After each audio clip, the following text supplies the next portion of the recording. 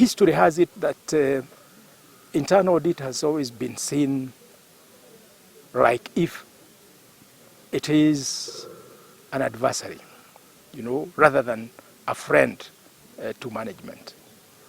But from the way the development of the profession has come, it is important to recognize that internal audit is critical in terms of assisting and supporting any organization to achieve its mandate. Because what internal audit does is to focus on ensuring good governance and compliance practices. It also focuses on providing consultancy, some type of consultancy to the management and working in partnership with management. And that is what we really want to promote between the audit committees, internal auditors, and the county government management. Under the zero-fault audit, which is a policy guidance or directive that has been issued by the national government, all public sector bodies are expected to close out any outstanding audit queries by 30th June 2024. And from there on, to ensure that there are no audit queries. It's quite a tall order, but it is one that we appreciate because that is the way it should be. So what the government is calling upon the various MDAs, ministries, departments, agencies, to do is to review over the last few years what are the audit queries that are still outstanding that we have not been able to fully address, and ask, why are we not able to address this? And then get into an initiative to make sure that by June 30th, these are addressed. And these are recurring issues. This requires cooperation between audit committees, internal audit, and the heads of the various organizations, if it is accounting officers of the various ministries, if it is the state corporations, semi-autonomous government agencies, to really put their heads together and be of the same mind, have a consensus of minds and the goodwill to deep dive into the root cause analysis for these queries and agree that there is a way that they can be resolved.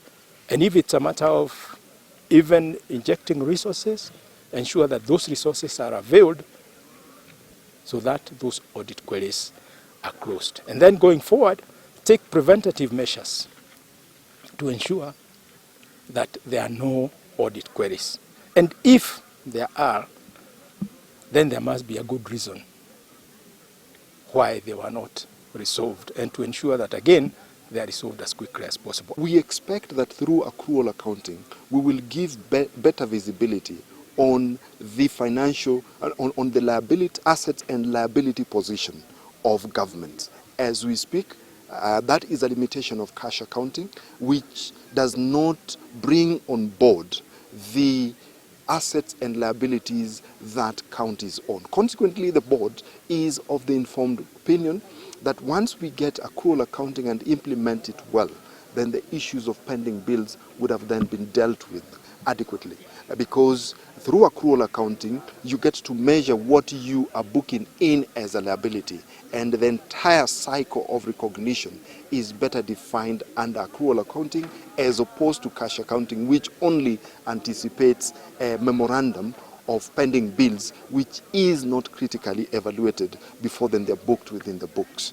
So that is the import of the project that the board has considered and prioritized in the next 3 years to transition government from cash to accrual accounting. It should be noted that there has been tremendous improvement in the quality of audit reports produced by counties. Initially, if you look at the initial years, counties were not in position to produce clean reports. But now, if you look at the latest reports, we have improved so much. Statistically speaking, We no longer have counties giving adverse opinion or even disclaimer reports. They have all moved forward. And it is the hope of COG, and of course the support of COG, that all counties will move into producing unqualified or clean reports. So we already have some ongoing programs and projects, a partnership between COG and ESCC to support counties on matters governance. And actually, ever since devolution, county governments have partnered or even requested ESCC to come in and support them if there are any loopholes. For example, when it comes to what we call corruption risk assessment, there are so many counties right now that have engaged ESCC to undertake the corruption risk assessment. County governments have also engaged ESCC in matters of a production of or development of policies. For example, the anti-corruption policies, the anti-bribery policies, the whistle-blowing policies, and the conflict of interest policies.